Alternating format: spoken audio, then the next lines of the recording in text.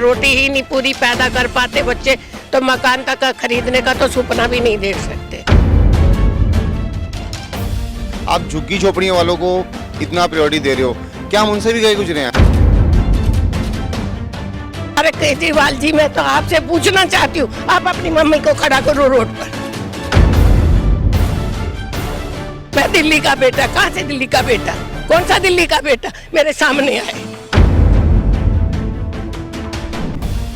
नमस्कार, मैं हूं आंचल मित्तल और आप देख रहे हैं तेज तरार, जहां दिखाई जाती हैं खबरें दिल्ली की। आपको कैसा लगे कि जिस जगह आप तकरीबन 60 सालों से रह रहे हो और अचानक से आपके पास नोटिस आए कि यहाँ की जो जगह है वो खाली करनी है, जिस जगह आपकी 3 पीढ़ियाँ रह रही हो और उसे खाली करने को बोला जाए। ऐसा ही कुछ हुआ है हरिनगर में स्थित डीटीसी कॉलोनी के लोगों के साथ। आइए उनसे बात करते हैं और जानते हैं कि क्या है पूरा मामला, क्या है उनको नोटिस आने की वजह। जी मैम, पहले तो अपना नाम बताएं आप। मेरा नाम संतोष कुमारी है। आप यहाँ पे कितने सालों से हैं? मैं यहाँ पर 60 साल से। करीब 60 साल हो गए हैं जी। तो क्या नोटिस आया गवर्नमेंट की तरफ से, क्या बोला गया आप लोगों को? नोटिस ये आया हुआ है कि जी इसको खाली कर दो। किस लिए वो खाली करने को बोल रहे हैं? ये तो हमें बताते नहीं, अपने कमाने खाने के लिए कह सकती हूँ कि खाली कराना चाहती हूँ, उसके बावजूद भी हम तैयार हो गए। भाई तुम्हें ज़्यादा उस टाइम तो आप लोगों ने खरीदी नहीं कि जब तक यहाँ पर गड्ढे थे, आदमी गिर जाए, बच्चा गिर जाए तो ढूंढने से नहीं मिलता था, लाइटें भी नहीं थी। आप कब की बात कर रही हैं ये आपकी हम सन 65 की बात बता रहे हैं आपको। तो उस टाइम पे यहाँ पे लोग नहीं रहना चाहते थे? नहीं, बिल्कुल नहीं रहना चाहते थे। ये डीटीसी हाथ जोड़ जोड़ कर वर्करों को यहाँ पर लाई थी। कोई भी नहीं आना चाहता था क्योंकि इतने गड्ढे थे, लाइटें ही नहीं थी। अब का क्या हाल है? अब यहाँ पे क्या हाल है? अब यहाँ पर ये हाल है, सारी चमक दमक हो गई, सारी सुविधाएं हो गई। अब सरकार को पता है कि अरबों खरबों की जगह मिल गई, उनकी नीयत यहीं गड़ गई है, हम कुछ है ही नहीं। तो आप लोगों को जैसे खाली करने के लिए बोला जा रहा है, तो उसकी जगह आपको कहीं दूसरी जगह दी जा रही है? कहीं भी नहीं दी जा रही है जी, बताते नहीं है, बस यही दे देते, कह देते हैं कि हाँ दे देंगे। देते कहाँ है? ना लिख के देते हैं, ना बताते हैं, कुछ भी नहीं करते। एकदम खड़े होकर नोटिस भी देते हैं, सब कुछ करते हैं, फिर दबा देते हैं। मेरा नाम जयपाल सिंह है। जी, आप हमें पूरा ये मामला समझाएं कि क्या हुआ था, क्या ऑर्डर आया था, क्या था? मैं ये आपको बताना चाहता हूँ कि 1965 में हमारे यहाँ, उससे पहले उसके आसपास ही हमारे लोग यहाँ से बसे थे। उससे पहले इन मकानों का यहाँ कंस्ट्रक्शन हुआ था। ये जो बना था वो subsidised housing scheme for industrial worker and economical weaker section of community के लिए बनाए गए थे उस समय बिफोर 1965। 300 मकान यहाँ थे। इसके अलावा करमपुरा में 2644, नेहरू नगर 144, गिरिनगर 1184 और विश्वनगर 852। जिसमें से करमपुरा, नेहरू नगर, गिरिनगर, विश्वकर्मा नगर, इन सबको गवर्नमेंट ने राइट्स ऑफ ऑनरशिप दे दी थी। उन लोगों को दे दी गई, यहाँ पे नहीं दी? यहाँ नहीं दिया। हम 300 लोगों को ये मकान नहीं दिए गए। इसके बाद ये मकान 3 ओकेजन में 97 to 1985, 1979 से 1985 तक 3 टाइम बोर्ड ऑफ मैनेजमेंट में डीटीसी ने इसको पास किया था। मतलब एक तरह से उन्होंने पास कर दिया था कि ये मकान आपको मिल जाएंगे, दिए जाएंगे, लेकिन किसी कारणवश उसमें भी वो नहीं हो पाया। उसके बाद उसके बाद हम लोग आगे लड़े, हमारी लड़ाई चलती रही और उसके बाद प्रिंसिपल सेक्रेटरी 2006 में उन्होंने एक लेटर हमें दे दिया था कि जब तक ये लोगों को कहीं अल्टरनेट अरेंजमेंट नहीं दिया जाता है उसके उनको यहाँ से नहीं हटाया जाएगा। उन्होंने लिखित में दिया था 2006 ऑनवर्ड। इसके अलावा हमारे लोगों से जो कि ग्रेजुएटी, जो भी लोग रिटायर होते हैं उनसे ग्रेजुएटी में 20-20 हज़ार रुपये सबकी ग्रेजुएटी से काट ली गई थी, जो आज तक वापस नहीं। इसलिए काटी थी वो, ताकि मकान का अलॉटमेंट देने के। उस समय क्या था कि जिस समय मकान यहाँ आए थे उस समय मकान की कीमत बहुत कम थी। डीडीए से उन्होंने इसे सर्वे किया था। उस समय मकानों की कीमत 14, 15, 16 हज़ार रुपये थी, जबकि ये उस समय तो जब 1965 बने थे उस समय तो बहुत कम रेट पे बने थे। एक तरह से जब उन्होंने वो जो आप बता रहे ग्रेजुएटी काट ली थी तो आपके ही हो गए थे मकान? हाँ, हम तो ये मान के चलेंगे कॉस्ट ऑफ हाउस ही है हमारे लिए तो, क्योंकि सब लोग तनख्वाह कम होती, 20 हज़ार बहुत मायने रखता है। उस समय इस समय जो डीडी के मकान थे उस समय जो इनकी कॉस्ट बनाई गई थी 15-16 हज़ार, इससे ज़्यादा नहीं थी। तो 20,000 हमसे ले लिए थे और कई लोगों को तो पूरी की पूरी ग्रेजुएटी नहीं दी गई, अभी तक उन्हें ग्रेजुएटी नहीं दी। पूरी ग्रेजुएट नहीं दी गई और अभी तक आज तक उनको कोई भी वापस नहीं किया गया। इसके अलावा हम लड़ते रहे और हमें कई तरह के नोटिस भी आते रहे और खाली कराने के सरकार ने हमारे पर पूरा दबाव डाला है। तो जब इलेक्शंस हुए थे, इलेक्शंस के टाइम पे यहाँ पर कोई आया था? इलेक्शन टाइम पे आए और इसमें एक आप और ऐड कर दूं कि आम आदमी पार्टी ने इसमें अपने मैनिफेस्टो में इसको राइट ऑफ ओनरशिप को दिलाने के लिए उसमें एजेंडा में उसका मैनिफेस्टो में भी डाला था। मतलब आप लोगों को आम आदमी पार्टी ने भी आश्वासन दिया था? हमें सभी सरकारों ने आश्वासन दिया है, उसी सरकार को आश्वासन के कारण हम यहाँ आज रह रहे हैं। ये हमारा लीगल राइट है। हम कोई असंवैधानिक तरीके से और गैर कानूनी तरीके से नहीं रह रहे। अब सरकार ने हमें लीगल वो दिया है, कोई अवैध कब्जा नहीं है। हमारे जो पुराने जो लौटी थे हमारे पूरे आज भी जो हैं, उन्होंने अपना सारा इसको मतलब कॉस्ट भी पे कर चुके हैं और सरकार को पूरी जिंदगी अपनी सर्विस के दी है, उसके बाद हमें मिले ही है। और फिर भी आपको यहाँ पे निकलने की वजह क्या बताई गई है कि क्यों आपको जाने के लिए बोला जा रहा है? एक्चुअली क्या है कि 2010 अक्टूबर में गवर्नमेंट ने एनबीसीसी के साथ एक एमओयू साइन कर दिया है, जिसमें इन मकानों का रीडेवलपमेंट होना है, कुछ डिपोज का होना है, इसके साथ ही कॉलोनी का, ये हमारी कॉलोनी और सादीपुर कॉलोनी का रीडेवलपमेंट होना है। तो इसके कारण जो एनबीसीसी को उन्होंने दे दिया तो हमें उन्होंने नोटिस दे दिया 1 हफ्ते के अंदर खाली करा दो। तो ऐसे कैसे खाली करा देंगे अब हमसे? एक तरह से दिल्ली गवर्नमेंट ने यहाँ की जो ड्यूटी थी सारी जो वो थी एनबीसीसी को दे दी और एनबीसीसी ने आपको नोटिस दिया है? एनबीसीसी नहीं दिया नोटिस, हमें डीटीसी ने नोटिस दिया है, एनबीसीसी ने नहीं दिया। एनबीसीसी क्योंकि उनका करार जो है, जो एमओयू साइन हुआ है वो दिल्ली गवर्नमेंट या डीटीसी बोर्ड के साथ हुआ है। तो डीटीसी बोर्ड ने हमें नोटिस दिया था पिछले 2 दिसंबर को खाली करने के लिए, लास्ट डेट थी हमारे 1 हफ्ते के अंदर बोला खाली कराने के लिए। तो जैसे कि आपने बताया आपके नोटिस जो है 2014 से आए जा रहे हैं, तो तब से तो इन्होंने खाली नहीं करवाए, तो आपको इस बार क्यों लग रहा है कि खाली करवाएंगे? मैडम क्या है कि एनबीसीसी को जब इन्होंने ये कॉन्ट्रैक्ट दे दिया डेवलपमेंट का, एनबीसीसी अपने काम को पूरे जोर शोर से कर रही है। एनबीसीसी को किस साल दिया गया है? 2020 में अक्टूबर में एनबीसीसी को, तब से आप लोगों को डर है कि एनबीसीसी तो खाली करवा। टेंडरिंग प्रोसेस जो एनबीसीसी का पूरा हो चुका है और उसके लिए उन्होंने सारा, और सिर्फ अब यह है कि उन्होंने काम को टेक ओवर करना है और काम को शुरू करना है।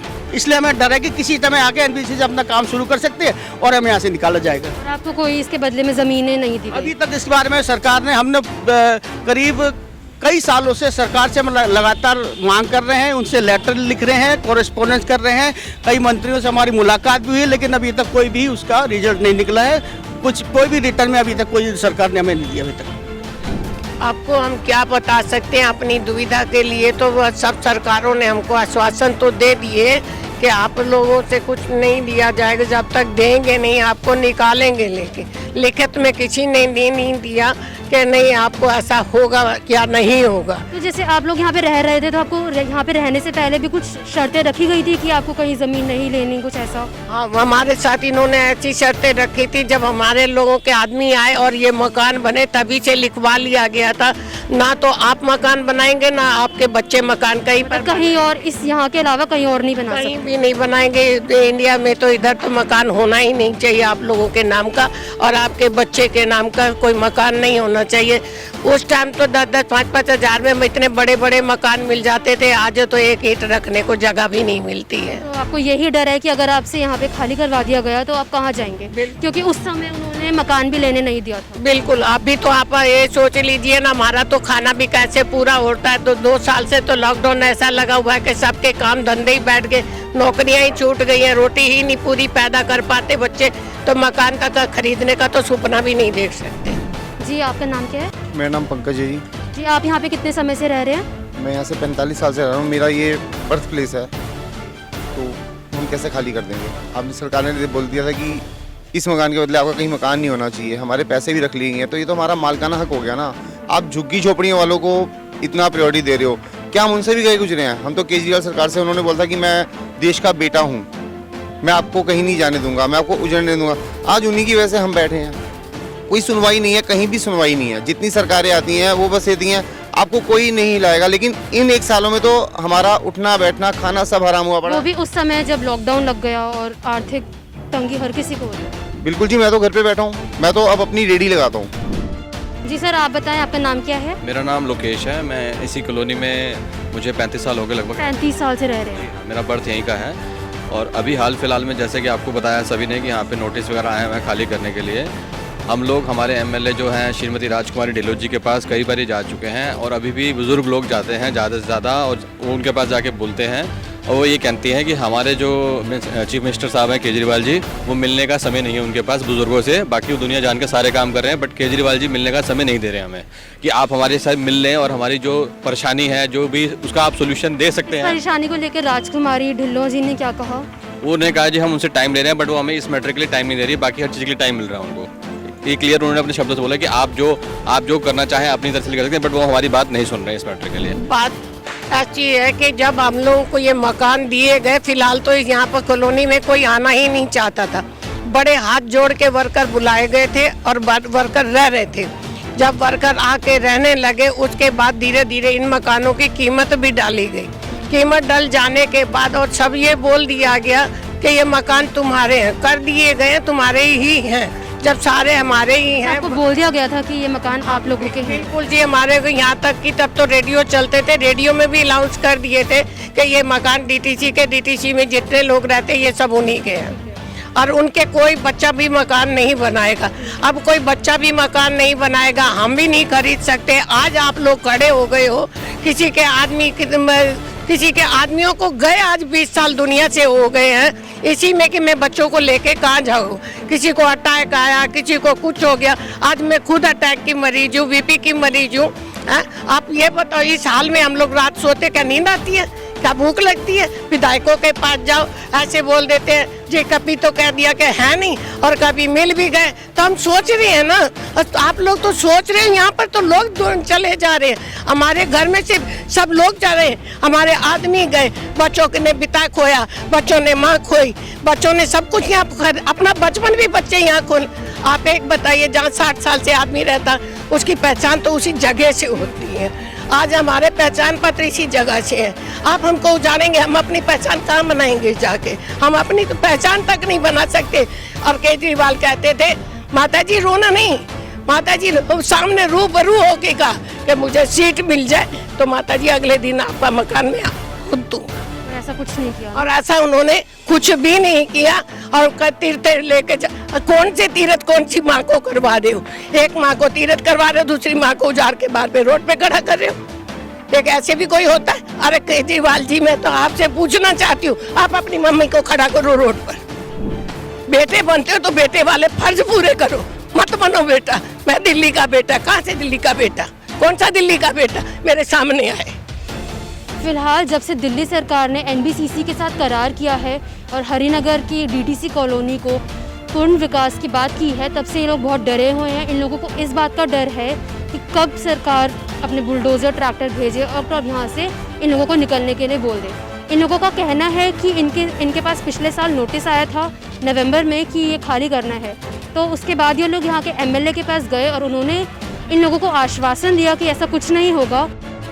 फिर भी ये लोग डरे हुए हैं क्योंकि यहाँ पे डेली कोई ना कोई आकर कभी यहाँ के पेड़ों की मेजरमेंट लेता है और या फिर कभी यहाँ के बिल्डिंग्स की मेजरमेंट लेता है। इन लोगों को लग रहा है कि अगर इन्हें यहाँ से खाली करने के लिए बोल दिया गया तो ये लोग कहाँ जाएंगे, क्योंकि जब इन लोगों ने यहाँ पे अलॉटमेंट ली थी बहुत साल पहले तो इनको बोला गया था कि यहाँ पे अलॉटमेंट लेने से पहले इनके पास कहीं भी मकान नहीं होना चाहिए दिल्ली में या पूरे भारत में। तो इनका कहना है कि अगर इन्होंने तब मना किया था तो अभी इतनी जल्द में कहाँ अरेंजमेंट करें और कहाँ रहें।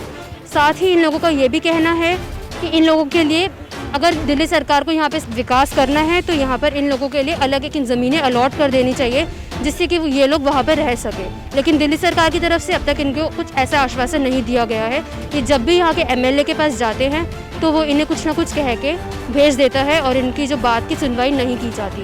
तो इन लोगों का यही मांग है कि इनको यहाँ से उजड़ने के लिए ना बोला जाए और अगर उजड़ने के लिए बोला जा रहा है तो इन्हें यहाँ पे उसकी जगह कोई ज़मीन मिलनी चाहिए। कैमरा पर्सन वीरेंद्र चौधरी के साथ मैं आंचल मित्तल, तेज तरार न्यूज़, दिल्ली।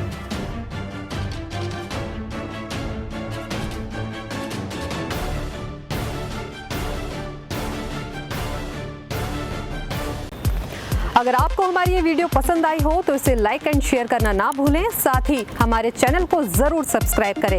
इसके साथ ही बेल आइकन भी जरूर दबाएं, जिससे दिल्ली से जुड़ी तमाम खबरों की नोटिफिकेशन सबसे पहले आप तक पहुंचे।